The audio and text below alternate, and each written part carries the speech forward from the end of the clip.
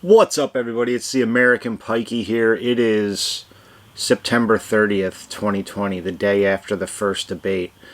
And I gotta say, watching that debate last night really solidified my decision to sell my house and get into a camper and be more mobile. I don't really know where this country's headed, where this world's headed, but it doesn't seem like it's headed anywhere good. It seems like we're headed down. We're headed down fast. There's a lot of stuff going on. I mean, there's ballot harvesting in Minnesota going on, and it's just in the open. I don't know. I think there's a group of people that are willing to overthrow and do things by any means necessary, including whatever, firebombs, shooting people, whatever. They're by any means necessary. They literally mean that. And then there's another side that thinks that voting and the police are going to solve their problems, and that they can just sit around and wait, and that the state is going to solve the problems and squash the organization that's trying to take over the state. And that's not going to happen either. You know, Trump may slow us down slightly, but unless he's going after the Federal Reserve, unless he's going after the IRS and the alphabet agencies out there that are secretly running this stuff, that are really running these shows, then nothing's going to change. He's just kicking the rock down the road a little bit slower than maybe Biden would, or Harris, or whoever, whatever. But I don't know. As a former Marine, I think we should be worried about this country and where it's headed. I think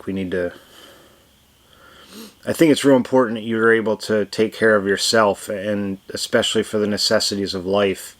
You should have food. You should be able to make food, find food, hunt something. You need to be able to acquire your own food from places other than fast food and supermarkets, because one day in the not too far future, those places might be gone, and then what are you going to do?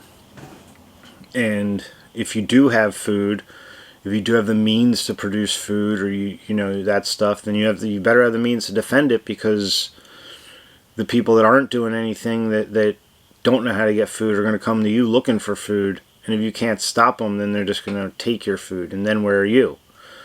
And we're very quickly headed down a path like this. And I hope that's not the case, but it really seems like the case.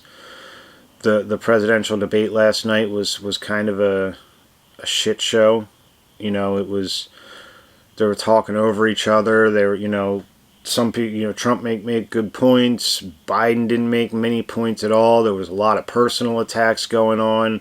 The moderator wasn't letting them speak and fill a whole thing. They have this ridiculous 19th century, 20th century version. I don't know what the 19th century was like. 20th century version of things, where it's like, okay, it's like TV shows and stuff. It's like, okay, you talk for 2 minutes. Now you talk for 2 minutes. Now you talk for 2 minutes.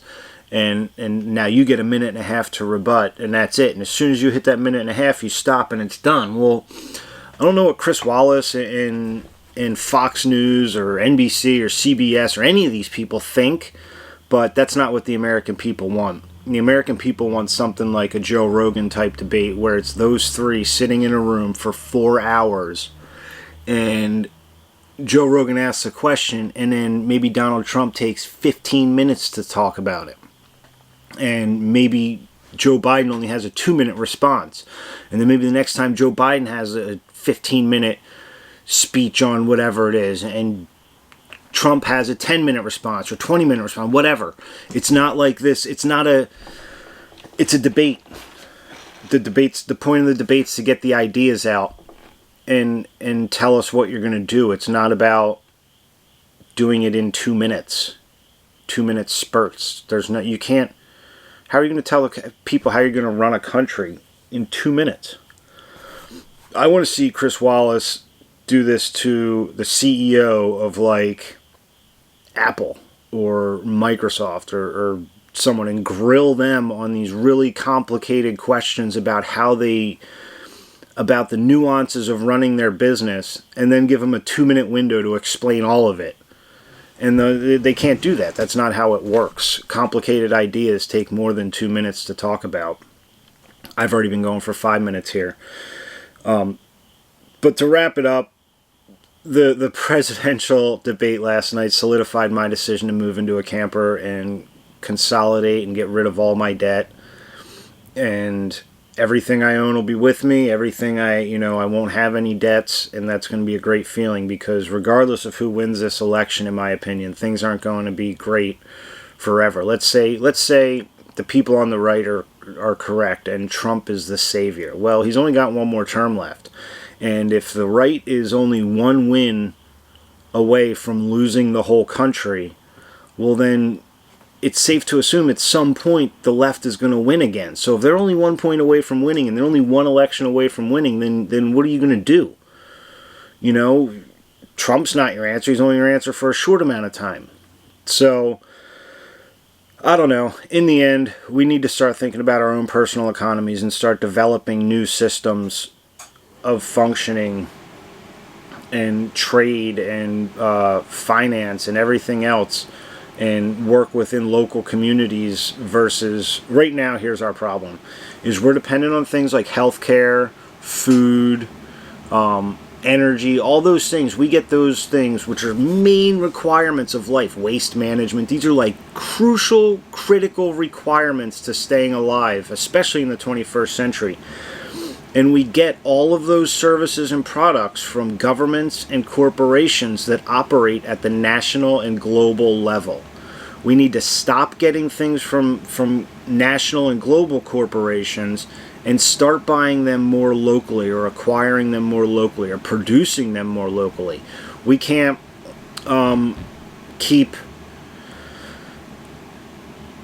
getting stuff from these national and global governments and corporations and beg them to change, because if we're dependent on them, they're not going to change. Only if we're independent on them would they change, and then we wouldn't need them anymore. So we need to start thinking about different ways to bring those requirements of life closer to home.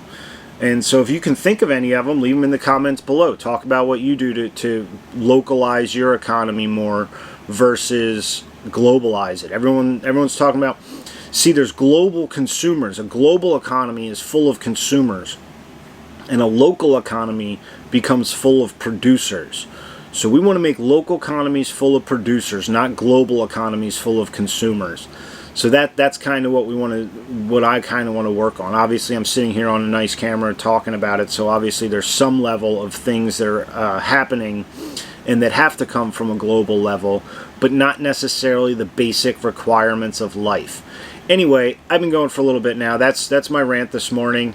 Think about that. Talk about in the comments below what you think of the election or the debate last night, where you think this country's headed, and how you think we can kind of start to shift it in the right direction, back towards a production-based individual economy instead of like this massive global consumer-based economy.